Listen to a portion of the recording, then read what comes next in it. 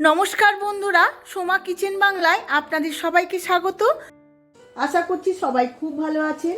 আজ আমি দিওয়ালি স্পেশাল মিষ্টি শেয়ার করতে চলেছি, কাজু বরফি বা কাজু কাতলি। দোকানের কেনা কাজু বরফির থেকে বাড়িতে বানানো কাজু বরফি অনেক বেশি খেতে সুন্দর হয়। দীপাবলির সময় আমরা অনেক সময় অনেক রকম মিষ্টি বানিয়ে থাকি, তার মধ্যে কাজু বরফি অনেক সহজ ও খেতেও খুব ভালো হয়। তাই আমি আমার মতো করে বানিয়ে এই রেসিপি আপনাদের কাছে শেয়ার করব। সম্পূর্ণ ভিডিওটি দেখার জন্য অনুরোধ রইল। আমার চ্যানেলের নতুন বন্ধুদের কাছে অনুরোধ আমার চ্যানেলটিকে সাবস্ক্রাইব করার জন্য, আর ফেসবুক বন্ধুদের কাছে অনুরোধ পেজটিকে ফলো করার জন্য। চলুন দেখে নেওয়া যাক রেসিপিটা। এখানে আমি কাজুর বরফি বানানোর জন্য 300 গ্রাম কাজু নিয়েছি। আমি ভাঙা কাজু নিয়েছি। আপনাদের গোটা কাজু নেবার কোনো প্রয়োজন নেই, ফ্রেশ দেখে নিলেই হবে। এবার আমি এটা জলে ভিজিয়ে দেব। কাজুটার মধ্যে থেকে আমি সমস্ত ময়লা বেছে নিয়েছিলাম, তারপর জলের মধ্যে আমি 2 ঘন্টা ভিজিয়ে রেখে দেব। এখন আমি একটা মিক্সিং জার নিয়ে নিয়েছি। ভিজানো কাজুগুলো আমি মিক্সিং জারের মধ্যে নিয়ে নেব। তার আগে আমি ভিজে যাবার পর ভালোভাবে ধুয়ে নিয়েছিলাম কাজুটা। এবার আমি মিহি পেস্ট করে নেব অল্প অল্প জল দিয়ে। খুব সামান্য জল দিয়ে কাজুটা বাটতে হবে। আমি 2-3 বার ধরে থামিয়ে থামিয়ে কাজুটা বেটেছি। এইভাবে সমস্ত কাজুটা বেটে নেব। এবার কড়ার মধ্যে আমি 1 চামচ ঘি দিয়ে দিয়েছি। ঘিটা গরমও হয়ে গেছে। এবার সমস্ত কাজুর পেস্টটা এর মধ্যে দিয়ে দেব।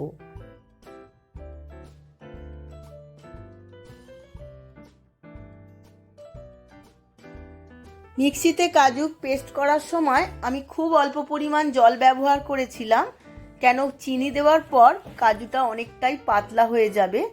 এখন আমি গুঁড়ো চিনি দিয়ে দেব 200 গ্রাম।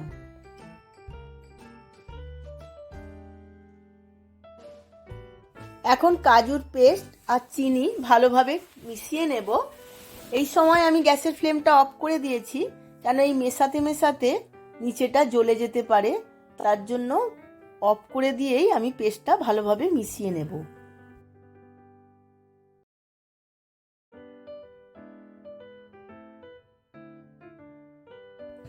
কাজুর পেস্ট আর চিনি ভালোভাবে মেশানো হয়ে গেছে।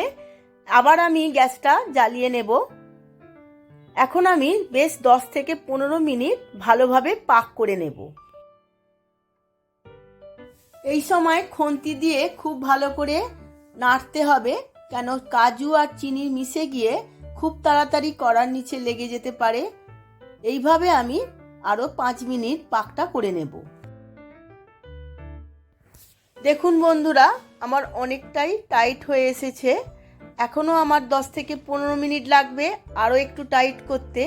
গ্যাসের ফ্লেমটা আমি লোতে রেখে আরো 10 থেকে 15 মিনিট এইভাবে পাক করে নেব। এখন এর মধ্যে দিয়ে দেব ছোট এলাচের এসেন্স। আমি এখানে 2 ফোঁটা থেকে 3 ফোঁটা ছোট এলাচের এসেন্স ব্যবহার করছি। আপনাদের কাছে যদি ছোট এলাচের এসেন্স না থাকে, আপনারা ফ্রেশ ছোট এলাচ নিয়ে গুঁড়িয়েও দিতে পারেন। কাজুর বরফির পাকটা একদম রেডি হয়ে গেছে। কড়ার মধ্যে আর একদম লেগে যাচ্ছে না। এই পাকটা রেডি হতে মোটামুটি 30 থেকে 35 মিনিট আমার সময় লেগেছে। এখন আমি পাকটা একটু ঠান্ডা করে নেব। এখানে আমি একটা বাটার পেপারে ঘি ব্রাশ করে নিয়েছি। এই পেপারের ওপর আমি সমস্ত ডোটা ঢেলে নেব। এইভাবে আমি বাটার পেপারে রেখেছি। বাটার পেপারটা এদিক ওদিক করে ভালোভাবে সমস্ত ডোটা মেখে নেব।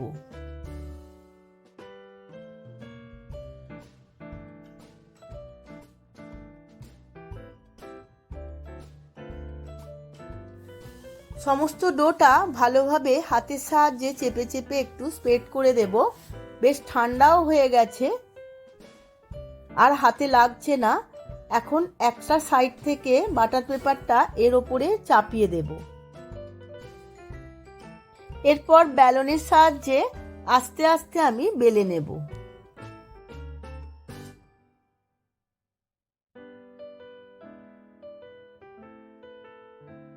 এইভাবে বেলনে করে খুব হালকা করে বেলবো, যাতে একদিকটা পাতলা একদিকটা মোটা না হয়ে যায়। সমস্ত দিক একই রকম সাইজ রাখবো। খুব বেশি পাতলাও করব না, খুব বেশি মোটাও করব না। এবার সম্পূর্ণ বেলাটা আমার কমপ্লিট হয়ে গেছে। ওপর থেকে আমি তবক লাগিয়ে দেব।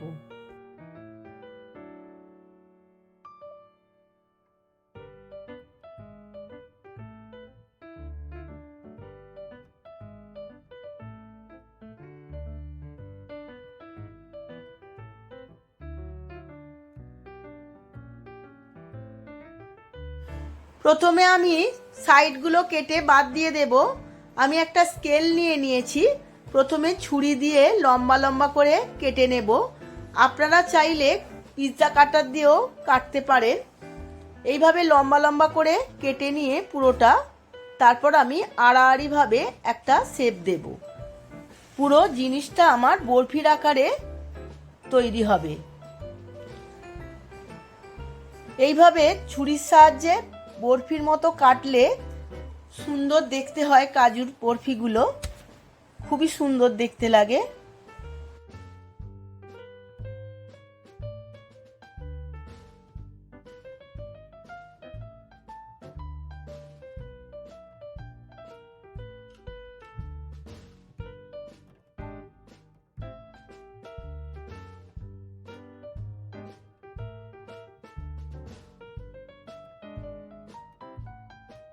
সমস্ত কাজুর বরফিগুলো আমার কাটিং করা হয়ে গেছে। এখন আমি সার্ভ করে নেব। আমি সার্ভ করে নিয়েছি কাজুর বরফি বা কাজু কাতলি। দারুণ দেখতে লাগছে। দীপাবলির দিনে বাড়িতে অতিথিদের আপ্যায়ন করতে এই রেসিপিটি আপনারা বাড়িতে তাড়াতাড়ি বানিয়ে ফেলুন আর পরিবেশন করুন। দেখবেন সবার খুব ভালো লাগবে। ভিডিওটা যদি ভালো লেগে থাকে প্রচুর প্রচুর লাইক, শেয়ার, কমেন্ট করবেন। আজ তাহলে আসি, আবার দেখা হবে পরবর্তী ভিডিওতে নতুন কোনো রেসিপি নিয়ে। ধন্যবাদ।